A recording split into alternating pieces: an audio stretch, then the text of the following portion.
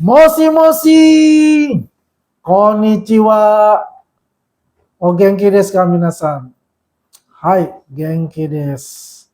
Sekarang dengan Andi Aswan, dengan dalam catatannya Andi Aswan, kita akan membahas, kemarin kita membahas tentang ijazah Pak Jokowi yang diterima, fotokopi ijazah yang direalisir, yang diterima oleh Bonatua dari KPU RI yang telah kita bahas, yang sebetulnya intinya tidak ada sama sekali hal yang baru, malah itu menegaskan bahwasanya ijazah Pak Jokowi itu adalah asli, dan ini akan memberatkan kembali Roy Suryo dan kawan-kawannya itu yang tergabung dalam teroris untuk dijadikan suatu pemberatan hukumannya nanti ke depan.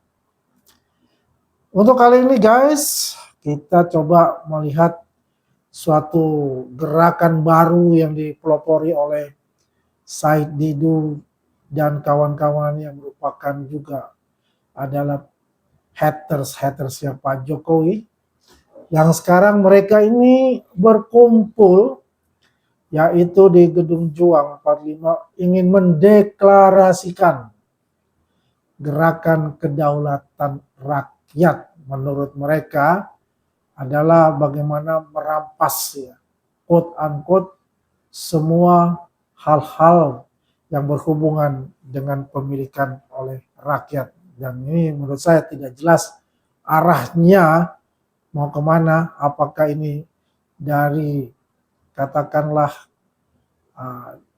semacam awal dari proses menuju makar, atau ingin mengacaukan pemerintahan yang dilakukan sekarang, pemerintahan Prabowo atau Mas Gibran, pemerintahan Prabowo dan Mas Gibran.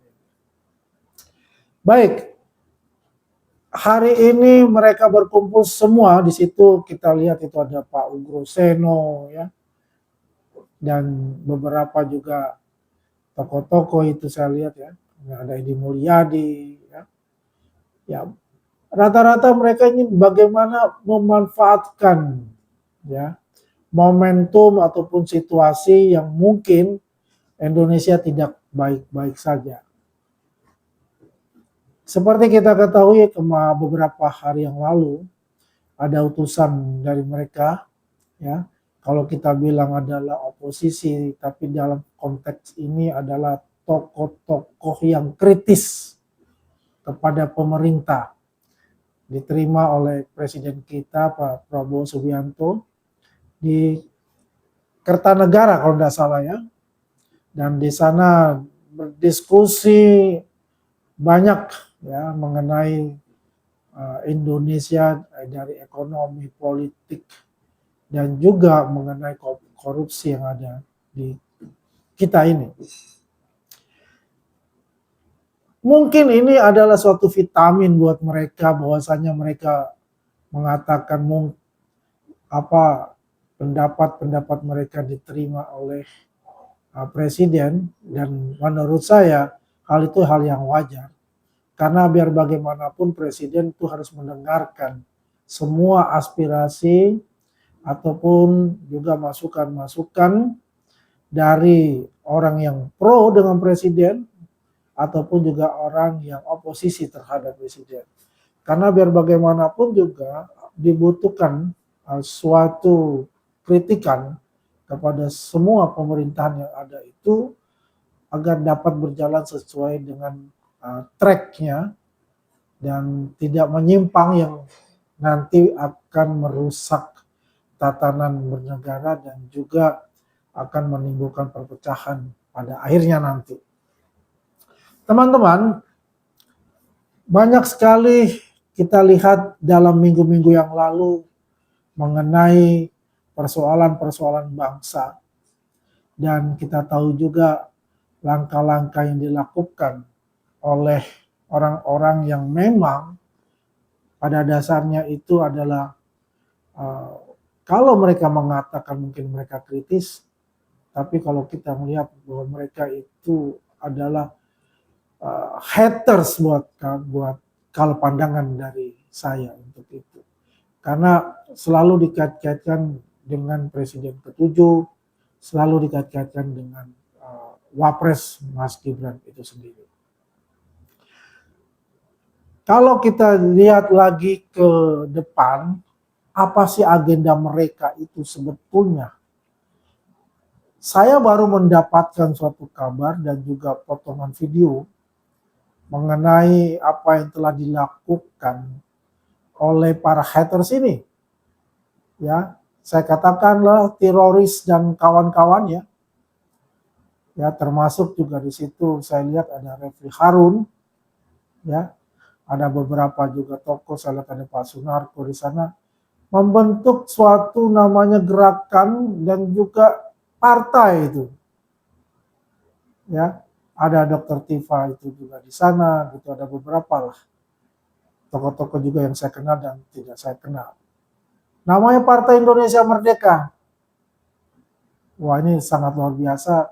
Memang saya rasa belum dideklarasikan Partai Indonesia Merdeka ini, tapi telah tersebar mengenai video mereka dan yel-yel mereka yang mereka lakukan gitu. Dan akhirnya kita paham bahwasannya selama ini apa yang telah mereka lakukan dalam meneliti, tanda kutip ya, meneliti ijazah Pak Jokowi, dan ujung-ujungnya apa yang kita prediksikan adalah memakzulkan Gibran. Maka mereka berhimpun dalam suatu wadah itu, yang namanya Partai Indonesia Merdeka itu. Kembali lagi kalau kita lihat, ya, genit-genit politiknya itu ternyata dikedepankan dibandingkan akal sehat mengenai persoalan-persoalan yang mereka timbulkan dan mereka merasa dikriminalisasikan. Nah, kalau kita melihat dalam pembuatan suatu partai, pasti kan dibutuhkan biaya yang sangat besar untuk itu. Siapakah di belakang itu yang memang mensupport mereka untuk dapat membuat suatu partai ataupun gerakan-gerakan mereka untuk dapat mendapatkan suatu pembiayaan buat kepentingan-kepentingan mereka, baik jangka pendek, menengah, maupun jangka panjang. Yang jelas, mereka saat ini berusaha untuk bisa memakzulkan Wakil Presiden Gibran Rakabuming Raka. Hari ini pula, selain tadi ada satu pembentukan namanya Gerakan Kedaulatan Rakyat, itu yang dipelopori oleh Said Didu dan kawan-kawannya. Hari ini tadi saya juga melihat Refli Harun dan teroris mengadakan uji materi terhadap pasal-pasal yang ada di KUHP baru tersebut. Dan itu uji materi yang pertama saya rasa. Dan masih berjalan dan belum tahu bagaimana hasilnya. Tapi keyakinan saya yang diujikan itu tidak akan diterima oleh majelis hakim. Ya. Dan lucu juga kalau hal ini dia lakukan, artinya mereka ini yang selalu menantang Pak Jokowi untuk bertemu di pengadilan, ternyata mereka sendiri yang takut untuk bertemu di pengadilan. Ini sesuatu yang aneh bin ajaib buat saya. Artinya selama ini mereka berkoar-koar untuk menggertak ya, quote unquote kepada kita semua, pendukung-pendukung Jokowi dan Pak Jokowi itu sendiri, ternyata omong kosong. Gitu. Mereka sendiri yang sangat khawatir dengan dakwaan ataupun tuduhan yang dikenakan mereka melalui pasal-pasal yang sekarang mereka uji materikan di MK. Padahal kita ingat mengenai undang-undang ITE, Roy Suryo selalu jumawa mengatakan undang-undang ITE itu sayalah yang buat. Kan luar biasa itu. Nah sekarang undang-undang ITE itu diuji materikan di MK digugat di MK. Ini ibaratnya senjata makan tuan, ya. Memang mereka ini konsisten dalam inkonsistensi. Menyerang Pak Jokowi, menyerang Wakil Presiden, ya, membabi buta tanpa dukungan bukti-bukti yang kuat ataupun bukti-bukti yang mereka bikin atau mereka rekayasa. Dengan utamanya adalah bagaimana publik, ya, yang melihat podcast mereka, yang melihat perdebatan-perdebatan yang ada di televisi itu dapat terpengaruh dan mengikuti alur pikiran mereka yang sesat. Tapi saya rasa banyak publik masyarakat Indonesia sudah paham sekarang apa yang terjadi selama 1 tahun ini bergejolak. Ujung-ujungnya adalah satu, ekonomi. Yang kedua adalah politik. Bukan hukum lagi di sini. Paling besar, paling berpengaruh adalah ekonomi dan politik.